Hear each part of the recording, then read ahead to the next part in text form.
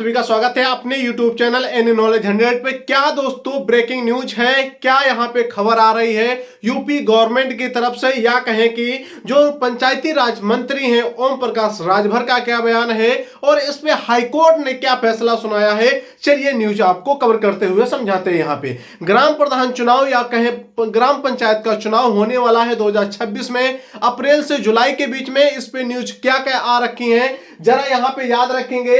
UP में जो SIR प्रक्रिया चल रही थी, इस पे क्या अपडेट आने वाला है, जो कि यहाँ पे आपको हम बताने वाले हैं। क्या तारीख रहने वाली है, चुनाव तारीख अपडेट, मतलब कि चुनाव आपका कब होने वाला है, क्या तारीखें इसकी रहेंगी। आरक्षण अपडेट, आरक्षण किस प्रकार आपका 2026 के चुनाव में लगेगा, 2021 के अपेक्षित लगेगा, या फिर कोई नया आरक्षण यहां पे बन के आएगा। उसे में आपका आता है ओबीसी आयोग। ओबीसी आयोग को लेकर के लगातार पंचायती राज मंत्री ओम प्रकाश राजभर के द्वारा लगातार यहां पे विवादित भाषण दिए जा रहे थे, उनका भी यहां पे तात्पर्य समझ लेंगे। यहां पे आता है ग्राम प्रधान बनने की योग्यता। दोस्तों ग्राम प्रधान बनने की योग्यताएं क्या है, क्योंकि यहां पे बहुत सारे जो ग्राम प्रधान हैं वो बन नहीं पाते हैं, या किसी दस्तावेज की वजह से या किसी अन्य वजह से। वो सारी चीजें हम लोग यहां पे समझ लेंगे।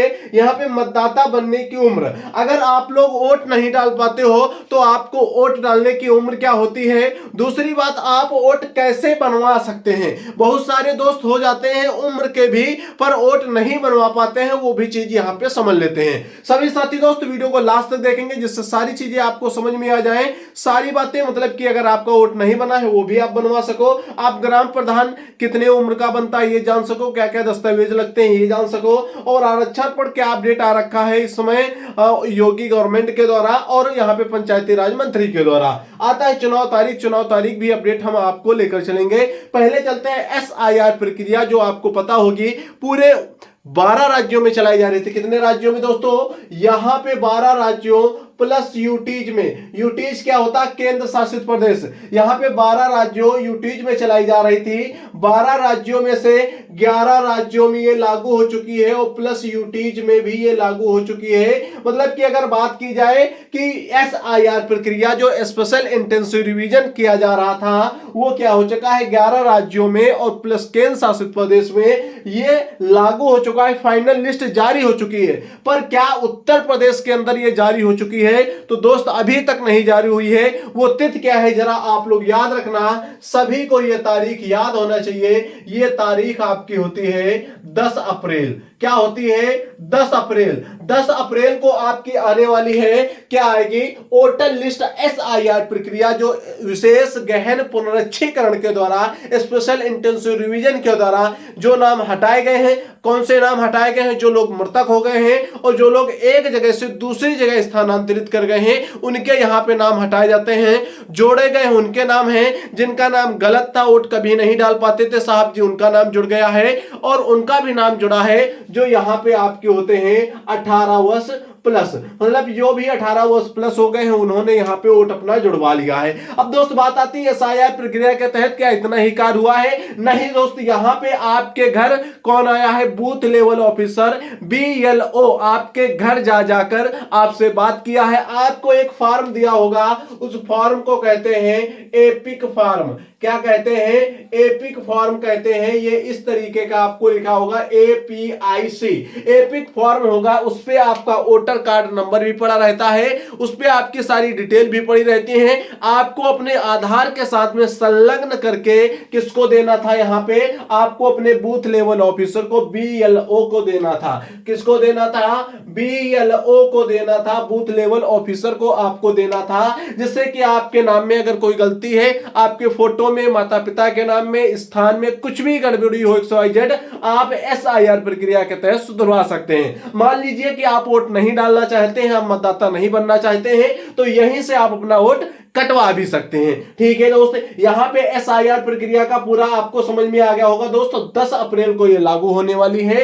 10 अप्रैल से पहले भी ये लिस्ट जारी हो चुकी है। वो लिस्ट कौन सी थी, टेम्परेरी लिस्ट जिसे बोलते हैं। टेम्परेरी लिस्ट मतलब कौन सी, जो कि यहां पे अभी क्या हो रही है, कुछ जो नाम आपके टाइपिस्ट के द्वारा गड़बड़ हो गए हैं, उनकी यहाँ पे क्या ली जा रही शिकायतें लेकर के उनके नाम सही किए जा रहे हैं। उनके नाम सही करके यहाँ पे 10 अप्रैल को साहब जी ये पूरी फाइनल लिस्ट आपकी जारी हो जाएगी। अब दोस्त होता है कि चुनाव, यहाँ पे चुनाव तारीख क्या होगी, क्योंकि यहां पे जब तक SIR प्रक्रिया के तहत आपका वोटर लिस्ट पंचायत चुनाव के लिए जारी नहीं हो जाती है, तब तक आपका चुनाव का किसी भी तरीके की बात करना अमान्य होगी। यहां पे तो यहां पे समझ लेते हैं दोस्त, यहां पे आपकी चुनाव तारीख अगर बात रखें कि चुनाव तारीख कब तक हो जाएगी, तो यहां पे आप लोग याद रखेंगे अगर चुनाव की घोषणा भी होती है तो आपका चुनाव अप्रैल से जुलाई तक जा सकता है। कब से? अप्रैल से जुलाई के बीच में आपका चुनाव होना लाजमी है, मतलब कि 110% आपका यहां पर चुनाव हो जाएगा अप्रैल से जुलाई। अगर 10 अप्रैल को यहां पे आपका क्या होता है, आपका वोटर लिस्ट जारी होकर के यहां पे आता है, अप्रैल के बाद 10 अप्रैल के बाद में आपका चुनाव की घोषणा हो जाती है। चुनाव की घोषणा होने के बाद में आपका जुलाई तक चुनाव कंफर्म हो जाना है। अब दोस्त बात आती है यहां पे कि यहां पे योगी जी और पंचायती राज मंत्री का क्या बयान है, जिनका नाम है दोस्तों ओम प्रकाश राजभर। क्या है नाम इनका? पंचायती राज मंत्री का नाम है ओम प्रकाश राजभर है। क्या है दोस्तों? ओम प्रकाश राजभर इनका नाम है। इनके द्वारा क्या किया गया, बयान दिया गया है कि जो चुनाव होने हैं बिल्कुल ही समय से होने हैं। समय से मतलब कि 20 मई को सभी ग्राम प्रधानों का क्या हो जाएगा, यहां पे 20 मई को यहां पे क्या हो जाएगा साथियों, 20 मई को यहां पे सभी ग्राम प्रधानों का कार्यकाल खत्म हो जाएगा उत्तर प्रदेश के अंदर, जो कि यहां पे 20 मई तक चुनाव कराने की बात की जाती है। पर कहां तक सच्चाई है तो आप लोग एनालिसिस करके देखोगे, जब तक चुनाव यहां पे आपकी वोटर लिस्ट फाइनल SIR नहीं जारी हो जाती है तब तक यहां पे आपका कोई भी कार्य नहीं होने वाला है। ये योगी गवर्नमेंट के द्वारा कहा गया है। ठीक है दोस्त, अब बात आती है कि यहां पे आरक्षण पर अपडेट क्या है, OBC आयोग क्या है। OBC आयोग का अभी तक गठन नहीं हो पाया है। OBC आयोग के तरह क्या नहीं हो पाया, यहां पे जनगणना नहीं हो पाई है। जो लोगों को यहां पे डाटा लिया जाता था वो डाटा नहीं लिया गया है, जिससे कि यहां पे OBC का आयोग का गठन नहीं हुआ है, जो कि विवादित है।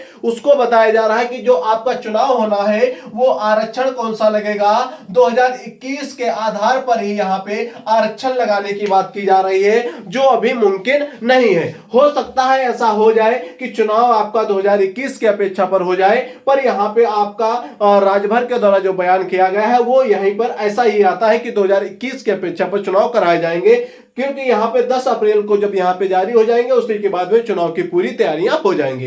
अब दोस्तों बात आती है ग्राम प्रधान बनने की योग्यता क्या होती है, तो आपको बता दें, पहली बात तो अभी अगर नई कोई प्रक्रिया आती है तो आपको 8वीं पास होना अनिवार्य है। क्या होना है? 8वीं पास होना अनिवार्य है। दूसरी बात आपकी क्या होना चाहिए, आपकी 21 वर्ष उम्र होनी चाहिए जिस दिन आपका क्या हो रहा है दोस्तों, यहां पे आपका नामांकन हो रहा है। इसी के साथ में आपके पास होना चाहिए कुछ दस्तावेज। दूसरी बात, आपका उसी ग्राम पंचायत से, जिस ग्राम पंचायत से आप वोट डालने वाले हैं, उसी ग्राम पंचायत में आपका वोट भी होना चाहिए, अन्यथा आप यहां पे चुनाव नहीं लड़ पाएंगे। ओके दोस्त, यहां पे समझा कि आप अगर 21 वर्ष के हो गए हैं, बहुत अच्छी बात, आप सदस्य बन सकते हैं। ग्राम प्रधान चुनने के लिए, मतलब लड़ने के लिए, तैयार होने के लिए, अपने गांव में, मोहल्ले में, अपने ग्राम सभा के अंदर पहुंच बनाने के लिए आप तैयार हैं, एलिजिबल हैं, आप चुनाव लड़ सकते हैं। ओके दोस्त, 8वीं पास अभी तक ये कोई कंफर्म नहीं है, पर 21 वर्ष कंफर्म है कि आपकी उम्र होनी अनिवार्य है। यहां पे आता है दोस्तों कि आपका और क्या शर्तें यहां पे लागू होती हैं,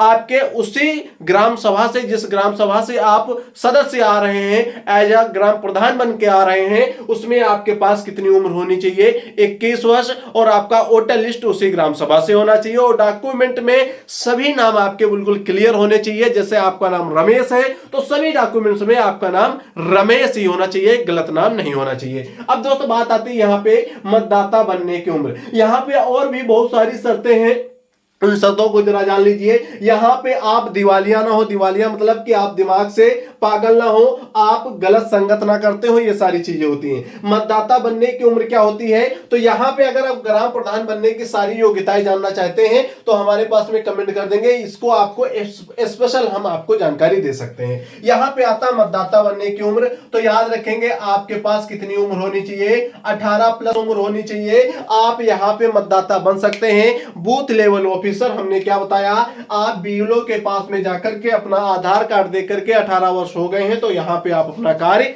करवा सकते हैं। ओके दोस्त, यहां तक आपको समझ में आया मतदाता कैसे बनेंगे।